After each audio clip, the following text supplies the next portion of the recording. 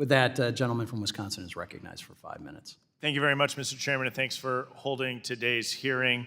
Mr. Frerick, if I can, you oversee about $60 billion between 9 funds. Is that roughly accurate?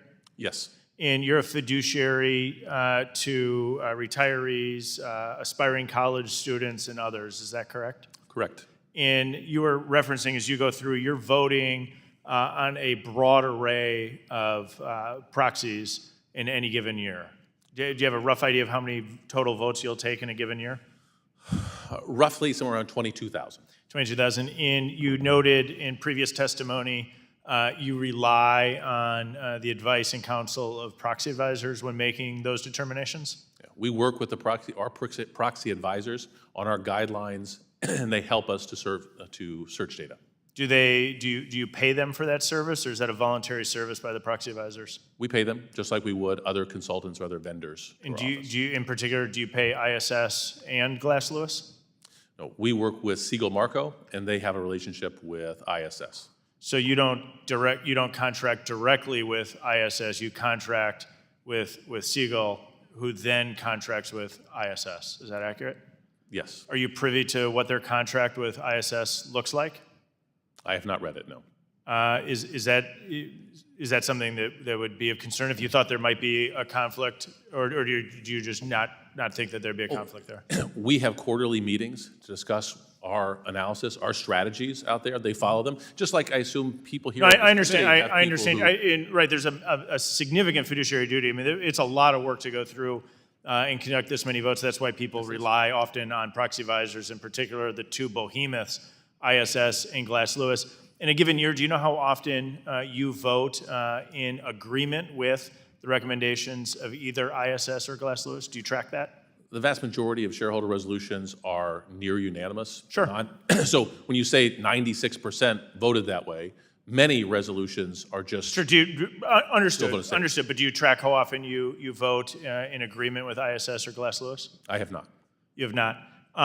In your 2023 shareholder or annual report, I think was the title of it, you note that the Illinois Treasurer exercises its proxy voting rights to support proposals to increase board diversity, gender pay gap reporting, and the inclusion of diversity in a performance metric for CEO pay. You go on to discuss how those votes go further.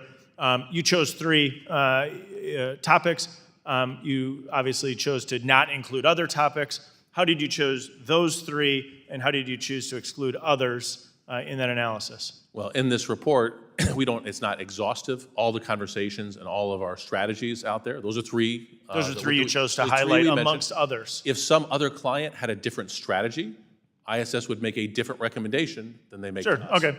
And so it's not a monolith. People do vote differently who are all clients of ISS. And so those are the ones that you've chosen to highlight as a fiduciary for those people that you're overseeing in the 9 funds.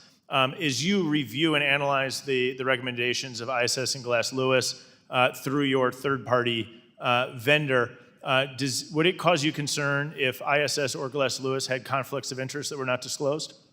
Yeah, just like we would have concerns with companies that had conflicts of interest that were not disclosed. So let's take ISS or Glass Lewis. Could be either per se they have 2 parts of their business: one where they're contracting with individuals taking money, and another side, on the other side of a so-called Chinese wall, they're providing advice or recommendations.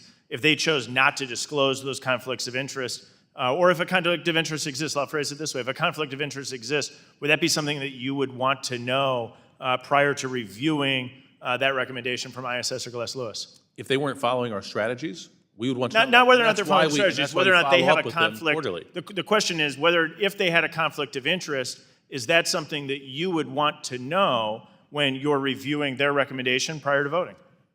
We would want to know if there were conflicts of interest, but I understand. So perfect. So you would want to know if there's conflicts of interest, and I think that's important.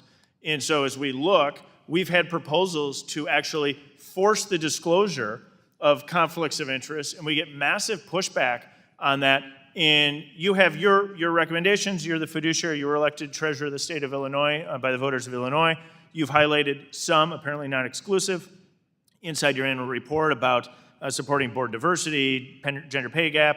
Those are things that all are worthy to explore. How you vote on it, that's a separate issue, but worthy of interest. Thank you. But then what we don't have is a disclosure of any conflicts. And so as we look at other things, it could be environmental, it could be a whole host of reasons that are going into this. I think it's imperative that we have disclosures of potential conflicts of interest or actual conflicts of interest in these proxy advisors. Are you aware of a conflict that I should be aware of? I'm aware of many, and we could have a robust conversation on it. Cognizant of my time, Mr. Chairman, I yield back. Unfortunately, the time has expired. This is a perfect